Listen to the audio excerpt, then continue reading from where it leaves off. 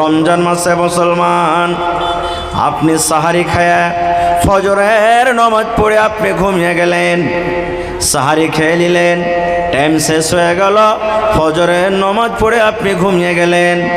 যেমন ঘুমিয়ে গেলেন, ওরে আল্লাহ, এবার ওই রোজার হালাতে রোজা অবস্থাতে আপনার স্বপ্ন দোষ হয়ে গেল, কিংবা দিনের বেলাতে স্বপ্ন দোষ হয়ে গেল, আসরের পর ঘুমালেন স্বপ্ন দোষ হয়ে গেল, ফজরের পর ঘুমালেন স্বপ্ন দোষ হয়ে গেল, 10টা বেলার সময়তে ঘুমালেন স্বপ্ন দোষ হয়ে গেল।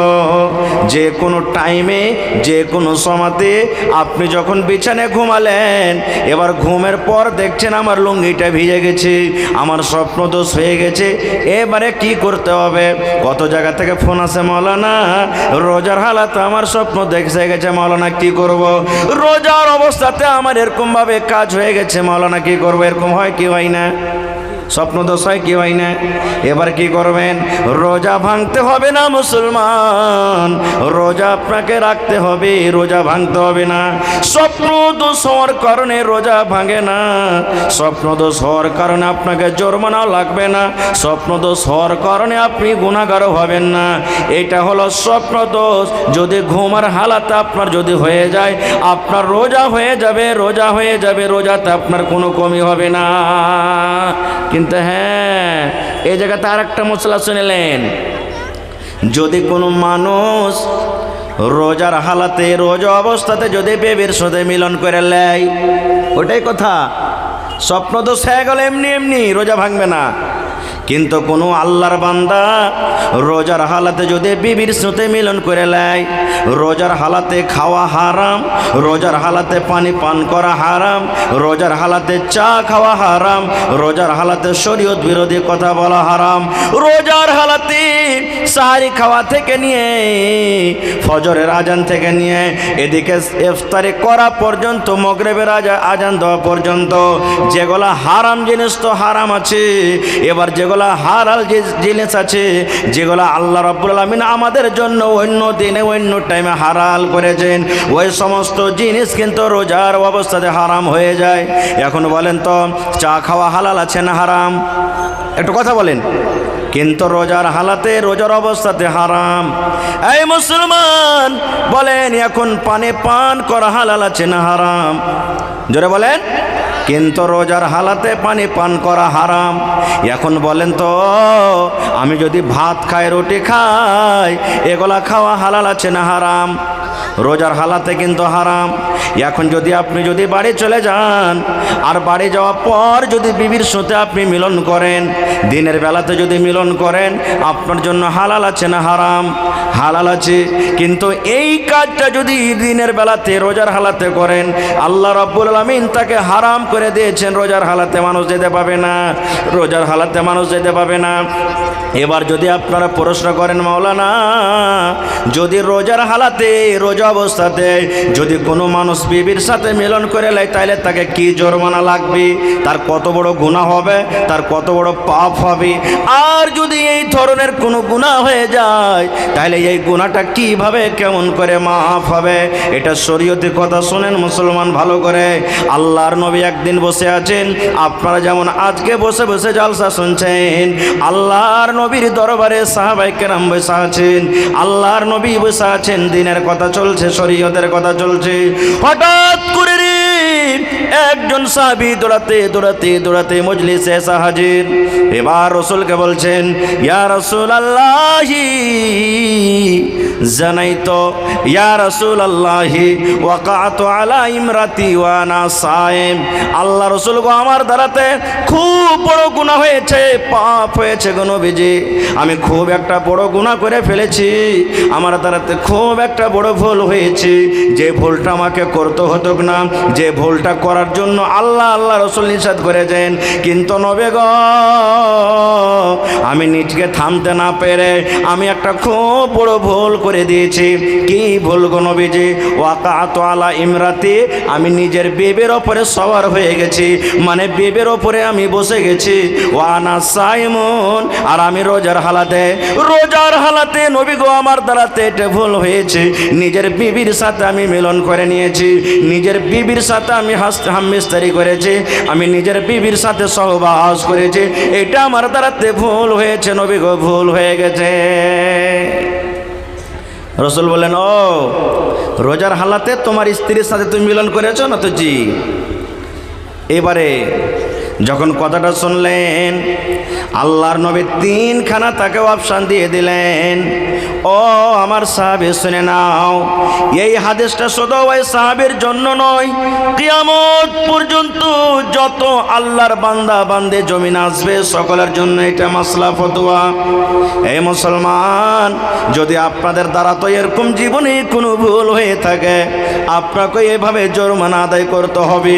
যদি এই মতো জরিমানা আপনি আদায় না করেন, তাহলে হতে পারে কিয়ামতের দিন আল্লাহর দরবারে আপনাকে ধরা পড়ে যাবেন। কিয়ামতের দিন আল্লাহর দরবারে হিসাবের কাঠ ঘরাতে দাঁড় করে আল্লাহ হিসাব নেবেন। কি জরিমানা?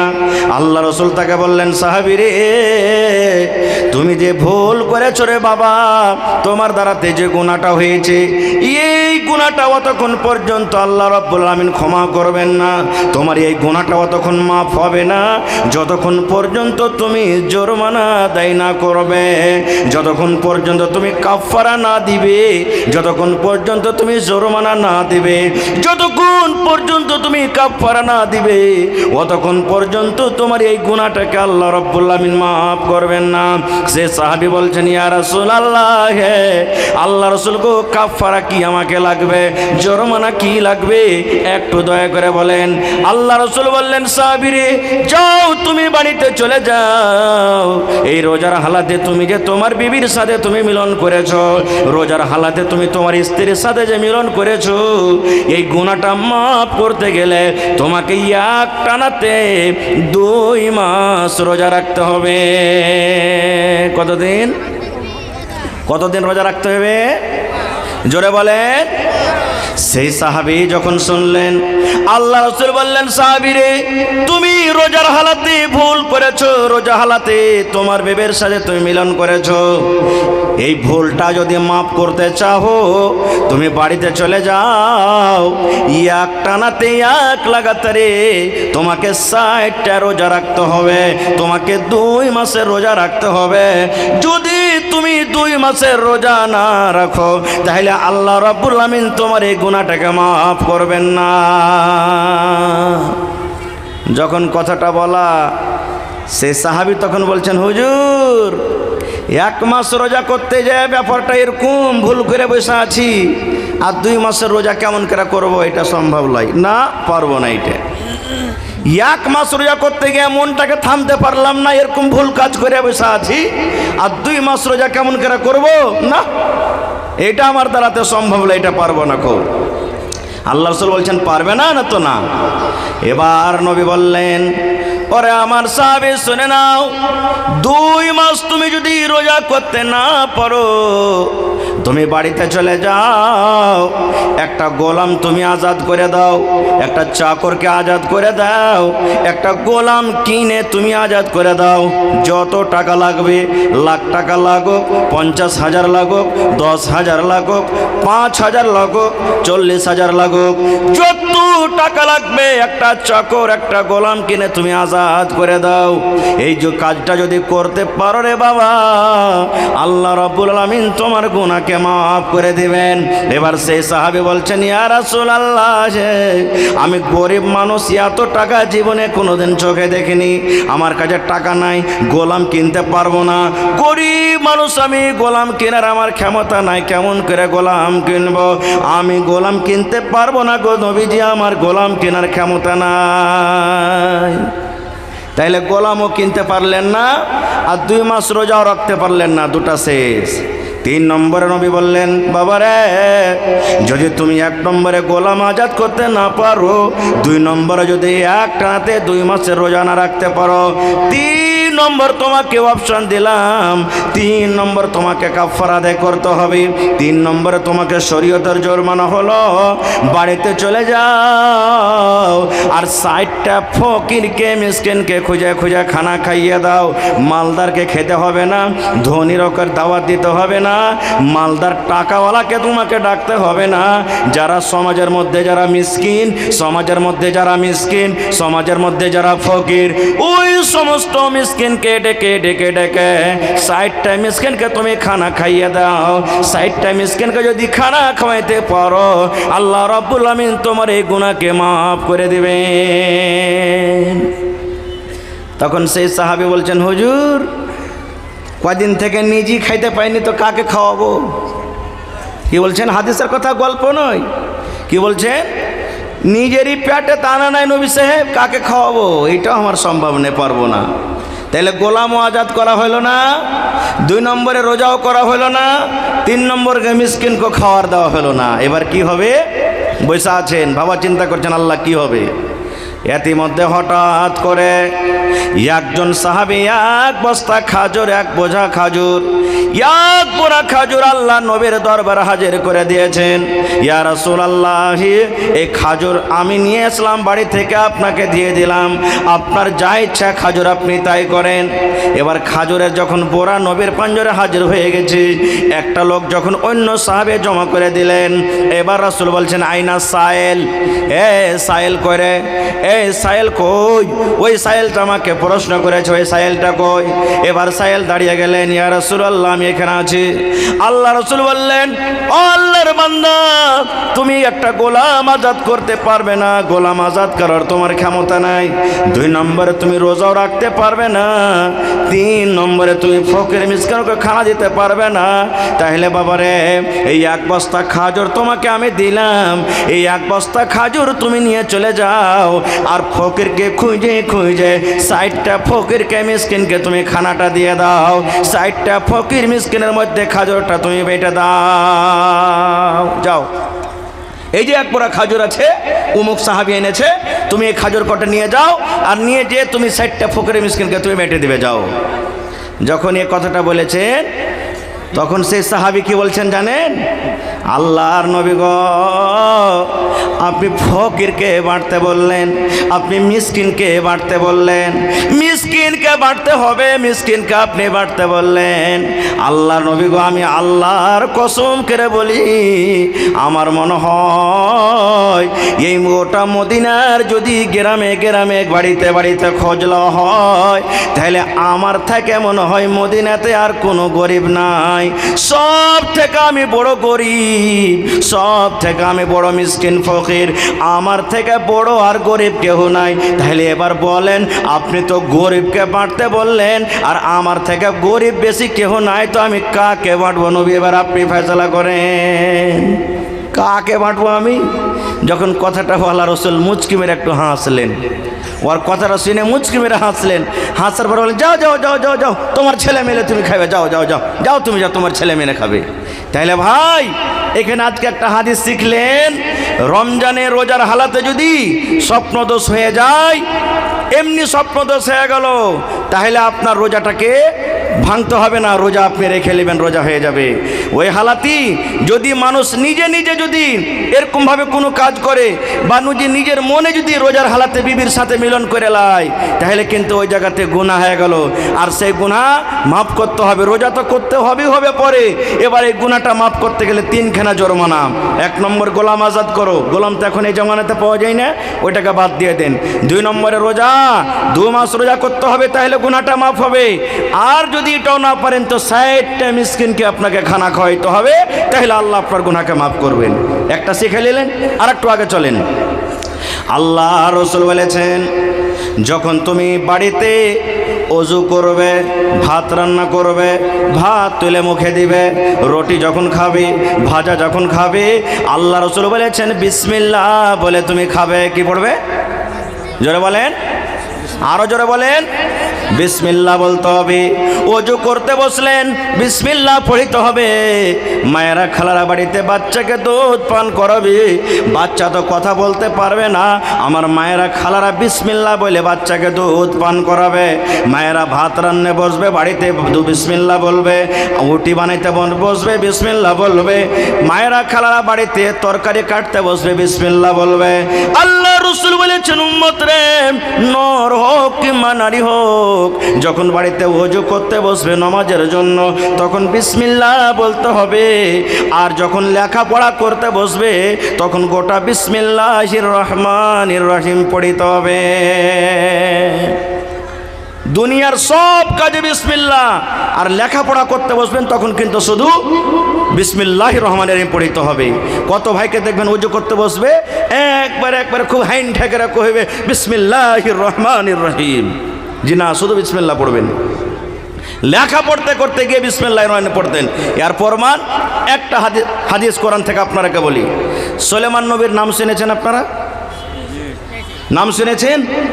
জোরে বলেন না, নাম শুনেছেন? জি, সুলাইমান নবীকে আল্লাহ তাবারক ওয়া তাআলা এত পাওয়ার দিয়েছিলেন, পাখি, এই যে পাখি, ছাগল, বকরি, বিচ্ছু, পোকা, পাখি, দুনিয়াতে যত কিছু জীবজন্তু সবারই ভাষা বুঝতে পারেন। আজকে ছাগল ম্যাঁ করে ভেবাই নাকি? আমরা মনে করি ভ্যাঁ করে ভেবাইলে। মুরগা থেকে কুকুরু কোকের বাঁক দেয় নাকি? হ্যাঁ, তো ওই ভাষাতে কি বলছে? ভোরবেলাতে দেখবেন সড়ককে কুচুর মুচুর করে কথা বলে না? আমরা হয়তো বলছি যে এটাকে ভাষা, কিন্তু সুলাইমান নবী জানতে পারতেন কি বলছে। লম্বা ঘটনা, ছোট্ট করে বাস এক দু মিনিটে বলছি, পারছি আমার হাতে চলে এসছে ভাই। তো সুলাইমান নবী লাই লস্করকে নিয়ে চলে যাচ্ছেন, একদিন দোয়া করবেন, কাহাত সালি পড়ে গেছে, দোয়া করবেন আল্লাহর কাছে যে আল্লাহ তুমি মেঘ দাও, পানি দাও, চলে যাচ্ছেন। কোরআনে একটা সূরা আছে সূরাতুন নামাল, কোরআনে একটা সূরা আছে সূরাতুন, জোরে বলেন সূরাতুন নামাল। নামালাতুন মানে চিউটি, পিপিলিকা, পিঁপড়া যাকে আমরা বলি। ওই কথা, ওই কোরআনে পিঁপড়ার একটা ঘটনা আছে, কথা আছে, এই জন্য আল্লাহ সূরাটার নাম সূরাতুন নামাল থেকেছেন। তো সুলাইমান নবী লাইলাস করলে চলেছেন একদিন, যেটা আছেন। এবার ধরেন হাজার লাখের হিসাবে জামাত দিচ্ছে। আচ্ছা বলেন, আমরা যখন রাস্তাতে হাঁটছি, জালসা শুনতে এসেছি, জালসা শুনতে যাচ্ছি, মসজিদে যাচ্ছি, বাড়ি যাচ্ছি, বাজার যাচ্ছি, তো আমরা পোক পাখালি, জীব জন্তু, ছাগল বকরি, মানুষজন বাঁচিয়ে চলি, কিন্তু কোনোদিন পিঁপড়ে বাঁচিয়ে চলেছি? এই গাড়িখানটা ভালো করে সিটে মারবে না পিঁপড়েটা ডলে যাবে, এরকম বলেছি? হানা বলেন, বলেছি? কোনোদিন বলিনি আমরা। তো সুলাইমান নবী চলিচ্ছেন, আর এক পিপিলিকা, পিঁপড়ার যে সর্দার, মালিক, মুখিয়া, নেতা যে আছে, ও অন্য পিঁপড়ারাকে বলছেন, রে পিঁপড়ার দল, তাড়াতাড়ি করে তো সান্ধ্যা, খালের ভিতরে সান্ধ্যা, না হলে সুলাইমান নবী ওর লস্কর যে আসছে না, বেখেয়ালিতে থাকবে আর তোরাকে কুচিলে চলে যাবে। পিঁপড়ার কথাটা সত্য না মিথ্যা? জোরে বলেন, পিঁপড়ার কথাটা সত্য না মিথ্যা? কোরআনের কথা বলছে, কোনো মিথ্যা নয়। পিঁপড়াটা কি বলছে নিজের কমকে? পিঁপড়ার জামাত, পিঁপড়ার দল, তাড়াতাড়ি করে নিজের খালে তোরা ঢুক, না তো সুলাইমান নবী ওর কম আসছেন, একবারে বেখেয়ালি থাকবে, কুচিলে চলে যাবে, তোমরাকে কিচ্ছু খুঁজে পাওয়া যাবে না। সুলাইমান নবী মুচকি মেরে হেসে বলছেন, এই দাঁড়াও, আর আগে বেড়বে না, খবরদার কেউ আগে বেড়বে না, ওখানে দাঁড়িয়ে গেলেন।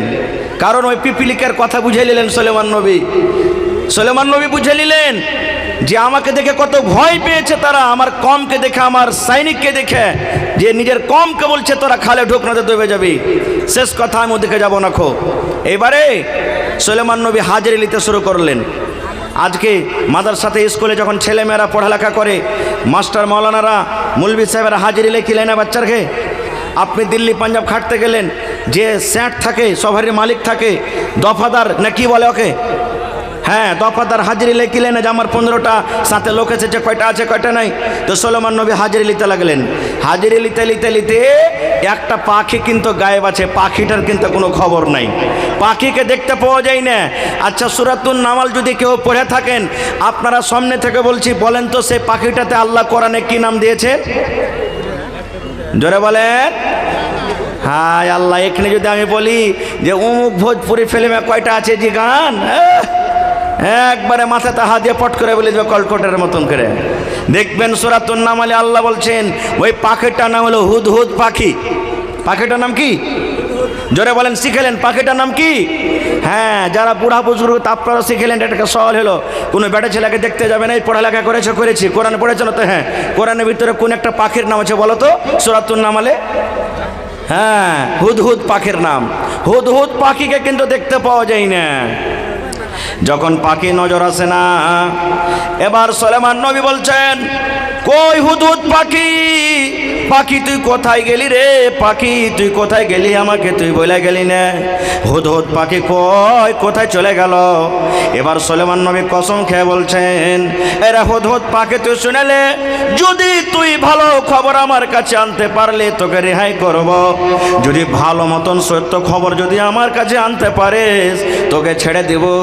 আর যদি তুই ভালো খবর আমার কাছে আনতে না পারিস তাহলে তুই আমাকে ফাঁকি দিলি, আর ফাঁকি দেওয়ার সাজা তোকে আমি খুব কঠোর সাজা দেব, আর না তো তোকে দুনিয়া থেকে আমি বিদায় করে দেব, তোকে কাতাল করে দেব।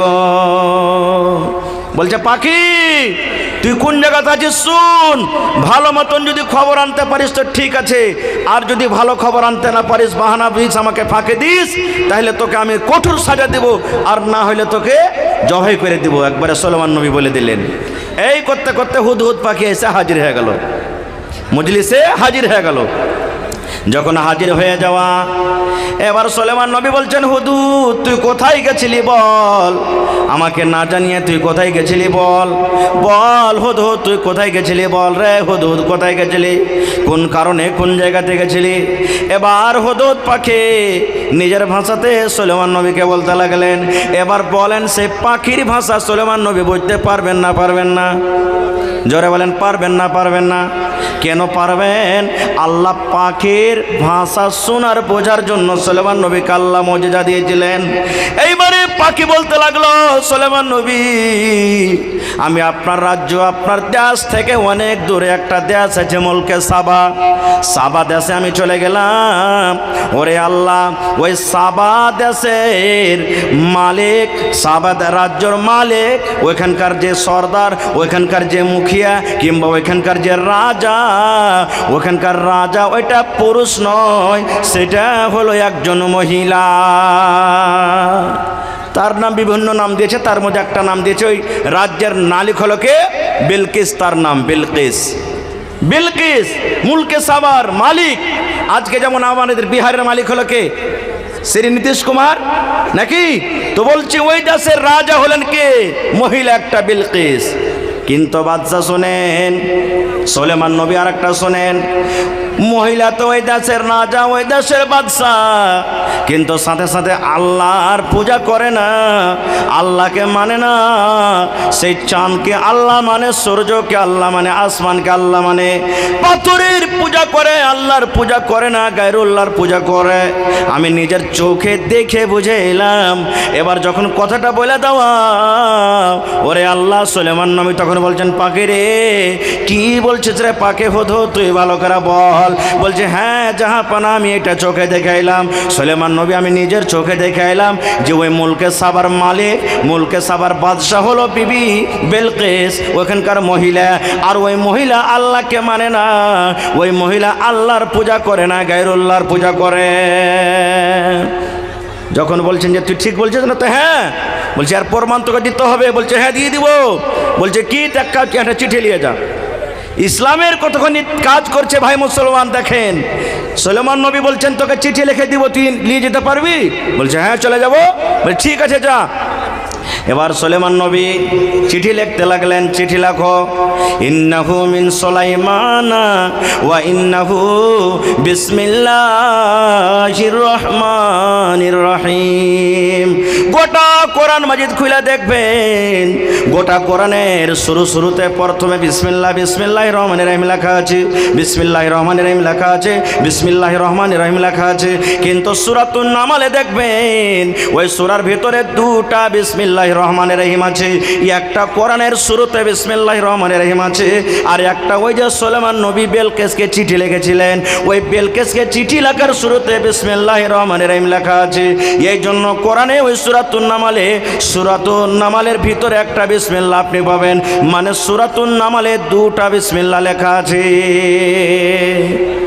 ওদিকে আমি আর যাব না, মেলায় ঘটনাটা লম্বা আছে, আল্লাহ বাচ্চারাকে ইনশাল্লাহ কোনোদিন বলবো। বলার উদ্দেশ্য হলো এই যে আপনি যখন লিখতে পড়তে বসবেন তো বিসমিল্লাহির রহমানির রহিম বলে শুরু করবেন। ওর দলিল একটা হয়ে গেল যে সুলেমান নবী বেলকেসকে যখন চিঠি লেখে তখন বিসমিল্লাহির রহমানির রহিম লিখেছিলেন। আরও অন্য আরও হাদিসের অনেক দলিল আছে, আমি ওদিকে যাবো না খো। তাহলে পড়ালেখা বাদ দিয়ে দুনিয়ার সব কামে বিসমিল্লাহ। এবার বলবেন হাজি মৌলানা চা খেতে বসেছি, এই একটা চা দে রে ঝড়ু, একটা চা দে, লালটুর একটা চা দে। চা আপনি দিয়েছে, বাস বিসমিল্লাহ বলেন নি, খাইতে শুরু করে দিয়েছেন, আধখানি শেষ। আরে পানি যেত হালেমার মা, পানি যেত রে, পানি পান করতে করতে আধ গিলাস শেষ, বিসমিল্লাহ বলতে ভুলে গেছেন। ভাত খেতে বসেছেন, ভাত খেতে আপনি বিসমিল্লাহ ভুলে গেছেন, এবার কি করবেন? এবার যদি বিসমিল্লাহ না বলে শুরু করে থাকেন তাহলে আপনার হালাত অবস্থা কি জানেন? আল্লাহর নবী বলেছেন, আমার উম্মতের দল তোমরা শুনে নাও, যখন তুমি খেতে বসলে বিসমিল্লাহ বলে তুমি শুরু করবে। ভাত খাবে, রুটি খাবে, ছাতু খাবে, দুধ খাবে, বিসমিল্লাহ বলে শুরু করো। এবার যদি তুমি বিসমিল্লাহ বলে না খাও, বিসমিল্লাহ বলে যদি তুমি না পান করো, যদি তুমি খানাতে বিসমিল্লাহ না বলো, তাহলে তোমার সাথে সাথে শয়তান খানা খাবে। আপনারা জানেন আমার সাথে একটা বাচ্চা খেতে বসেছে, এবার বলেন দুই বন্ধু একসাথে খেতে বসেছেন, এবার খেতে খেতে একটা বন্ধু খেতে খেতে হঠাৎ করে থালাতে খাওয়া গলা উল্টি করে দিলে, বলেন আপনার মনটা খারাপ হবে না? হবে না? হবে না? হবে না? আপনি খেতে বসেছেন, আপনারই বাচ্চা, আপনারই জন্ম দেওয়া বাচ্চা, 5 বছর 7 বছর 10 বছরকার বাচ্চা, এখানে আপনি খেতে বসেছেন, 2 হাত দূরে পায়খানা করে দিলে মন খারাপ হবে না? হবে না? বলেন হবে না? হবে না? এই মুসলমান যদি এরকমভাবে দুনিয়াতে মন খারাপ হয় তাহলে নবীর হাদিস একটু শুনেলেন। আল্লাহ রাসূল বলেছেন, উম্মতরে যদি তুমি বিসমিল্লাহ বলে খানা না শুরু করো, তোমার সাথে সাথে শয়তান খাবে। শুধু খাবে না রে, খাবে না, ওই শয়তান যা নিজে খাবে থালা থেকে, তোমার থালিতে আবার উল্টে বমি করবে, তোমার থালিতে উল্টি করবে, আর সাথে সাথে ওগুলা তুমি আবার ওই শয়তানের উল্টি করা গলা নিজের পেটের ভিতরে ভরবে, যেটা তুমি নিজের চোখে দেখতে পাও না। এবার যদি বলেন মাওলানা বিসমিল্লাহ বলতে ভুলে গেলাম, এবার অর্ধেক খাওয়া হয়ে গেল, 3 ভাগের 1 ভাগ খাওয়া হয়ে গেল, 4 ভাগের 1 ভাগ খাওয়া হয়ে গেল, কিংবা গোটা পানি পান করা হয়ে গেল মাত্র 1 ঢোক আছে, গোটা গিলাসের দুধ পান করা হয়ে গেল 1 ঢোক মাত্র আছে, কিংবা 1 লালা মাত্র 1 লোকমা ভাত আছে। এবার আমার বিসমিল্লাহ বলেনি, আমার মনে পড়ে গেল, এবার কি বলবো? আল্লাহ রাসূল বলেছেন, উম্মতরে তুমি যদি বিসমিল্লাহ বলে খেতে বসেছো আলহামদুলিল্লাহ, আর যদি তুমি বিসমিল্লাহ বলে খেতে বসনি, তুমি ভুলে গেছো, যদি খাওয়ার মধ্যখানে কিংবা শেষের দিকে তোমার যদি মনে চলে এলো আমি বিসমিল্লাহ বলতে ভুলে গেছি, রাসূল বলেছেন তুমি বিসমিল্লাহি আউয়ালুহু ওয়া আখিরুহু, তুমি এই দোয়াটা পড়ে নাও, বিসমিল্লাহি আউয়ালুহু ওয়া আখিরুহু। এই দোয়াটা যদি তুমি পড়ো তাহলে তোমার সাথে সাথে যেগুলা শয়তান খেয়েছে তোমার থালির বাইরে সে উল্টি করে তোমার থালি থেকে সে হটে যাবে। নারে তাকবীর।